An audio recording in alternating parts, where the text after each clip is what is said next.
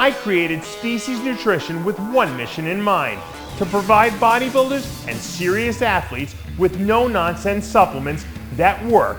I put my name and reputation on every bottle of Species Nutrition products. If you want to be your absolute best, join the evolution.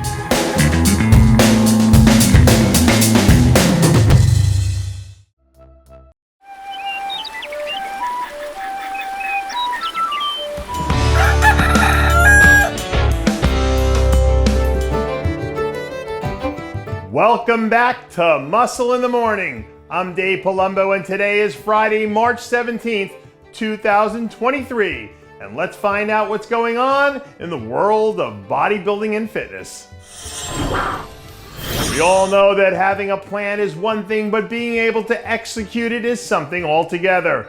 But when those two things coalesce, more often than not, the end result winds up being something special. And I think we might be on the verge of seeing that happen this off-season for Blessing Awodibu. According to the latest reports from Blessing's camp, his weight has climbed to over 300 pounds now, which would mean a whole lot in and of itself if it weren't for the pictures that we've seen to back it up. This might be the cleanest off-season look that he's had since turning pro, which is going to make it a lot easier for him when he has to transition into the next phase of his contest prep. I have a feeling that this is going to be one of the most competitive regular seasons that we've had in a long time, thanks to the new qualification system. But even with deeper lineups across the board, if Blessing is on his game, he's more than capable of putting together a look that will earn him a trip back to the Olympia stage. Now, if we're going to flash forward to Olympia weekend, then we might as well dive right into the latest from Big Ramy. Because the 2023 Olympia could be a real fulcrum point for his run as a true title contender. Between what we saw at last year's Olympia and at the Arnold a few weeks ago, it does feel like we're starting to see a shift in what the new standard is. And it doesn't seem like it's trending in the direction of bigger being better. With that being said, I think most people would agree that Ramy is at his best when he's at his biggest, because that's where he has the greatest freak factor.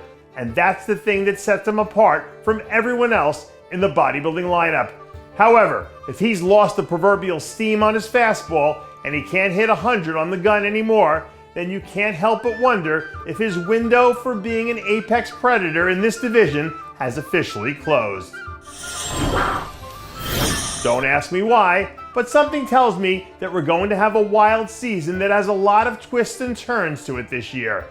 And Mo Foda's name is one that you might want to keep in the back of your mind, because he might be on the verge of finally coming into his own.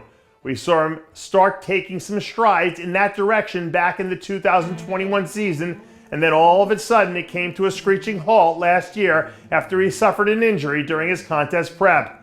Now that he's healthy, Mo looks like he's closer to being the guy we thought he was going to be a few years ago, after he turned pro when some people were predicting that he had Rookie of the Year potential.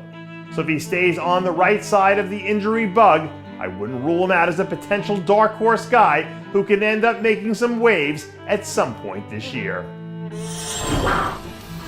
The old saying about anticipation making the heart grow fonder isn't true for all situations in life, but it's usually pretty spot on when it comes to sports. And I know that if I were a Breon fan, I'd be feeling pretty fond right now while I'm waiting around for him to let us know when he's planning to make his 212 debut. The people who've seen Breon in person all seem to be on the same page in the sense that they think this is the best off-season look he's had in years. And for someone with his pedigree to be making significant improvements at this point in his career is pretty damn impressive if you ask me. He's probably walking in the door as one of the most complete athletes in the entire division. And on paper, that should mean he'll be in position to compete for a top 5 spot this year. But until we can move from anticipating what he looks like to actually seeing how he fits into these lineups on stage, his ceiling for the 2023 season still feels like it's up in the air. And that does it for yet another edition of Muscle in the Morning. Happy St. Patrick's Day. I'm Dave Palumbo, reminding you to always be true to your passions, and make sure to follow us on Facebook, Twitter, and Instagram.